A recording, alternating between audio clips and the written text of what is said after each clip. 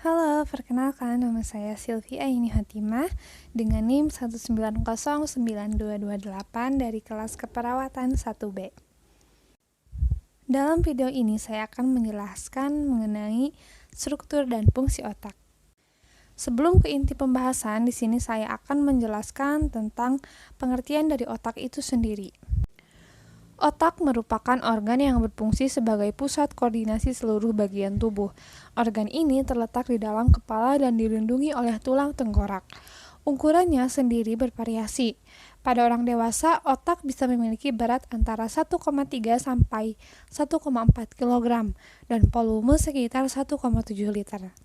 Sementara pada bayi baru lahir, berat otak hanya berkisar 0,35 sampai 0,4 kg dan volume sekitar 0,9 liter. Langsung saja kita ke pembahasan mengenai struktur dan fungsi otak. Secara umum, otak terdiri dari 3 bagian utama, yakni otak depan atau prosencephalon, otak tengah atau mesencephalon, dan otak belakang atau rhombencephalon. Otak depan atau prosencephalon terdiri dari cerebrum atau otak besar,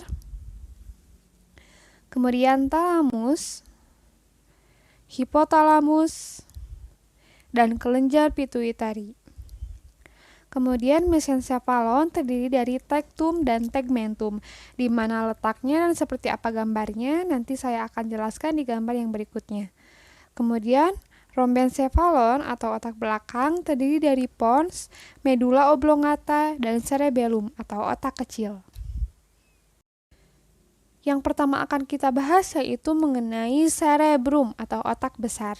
Cerebrum ini berfungsi untuk mengontrol perilaku yang sebelumnya telah dipelajari manusia. Fungsi cerebrum tersebut ditunjang oleh 4 bagian yang terdapat di dalamnya. Nah, keempat bagian cerebrum ini kerap disebut lobus, yaitu lobus occipitalis bagian belakang, lobus parientalis bagian tengah, lobus frontalis bagian depan, dan lobus temporalis bagian samping. Lobus frontalis ini berhubungan dengan penalaran, perencanaan, bagian dari ucapan, gerakan, emosi, dan pemecahan masalah. Kemudian lobus parientalis ini berhubungan dengan gerakan, orientasi, pengenalan, dan persepsi rangsangan. Kemudian lobus occipitalis ini berhubungan dengan pengolahan visual. Dan yang terakhir itu lobus temporalis ini berhubungan dengan persepsi dan pengakuan rangsangan, memori, ucapan, dan pendengaran. Nah, ini merupakan gambar otak yang apabila kita belah dengan midline itu tampaknya seperti ini. Nah, di sini saya akan menjelaskan tentang talamus. Talamus ini berfungsi sebagai pusat penerus impuls dari panca indera ke cerebrum.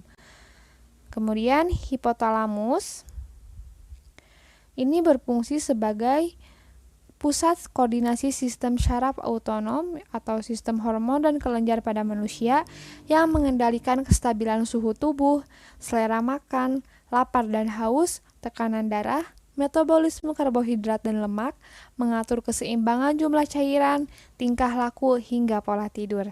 Kemudian kelenjar pituitari. Kelenjar ini menghasilkan berbagai macam hormon yang berfungsi untuk mengendalikan kelenjar-kelenjar lain yang terdapat di seluruh tubuh manusia. Nah, sebelumnya sudah saya jelaskan mengenai mesencephalon yang terdiri dari tectum dan tegmentum. Ini adalah tectum dan ini adalah tegmentum. Kedua bagian ini berfungsi dalam penglihatan, pendengaran, pergerakan mata, dan gerakan tubuh lainnya.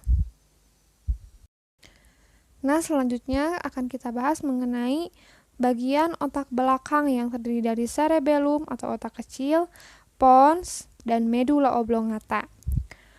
Yang pertama adalah pons. Pons ini berfungsi sebagai jembatan penghubung yang membawa impuls dari otak besar atau dari cerebrum ke otak kecil menuju cerebellum. Kemudian medula oblongata. Fungsi bagian otak ini ialah untuk mengatur denyut jantung, tekanan darah, sekresi ludah, pernapasan, gerakan peristaltik, batuk, dan bersin. Kemudian otak kecil atau cerebellum ini bagian otak yang memiliki struktur yang sangat mirip dengan otak besar, tapi ia memiliki ukuran yang jauh lebih kecil. Fungsi cerebellum ialah sebagai pusat pengendali keseimbangan tubuh, mengatur sebagian gerak motorik dan koordinasi gerakan antar otot. Nah, cukup sekian pembahasan yang bisa saya sampaikan dalam video ini. Mohon maaf atas kekurangannya. Sekian dan terima kasih. Semoga bermanfaat.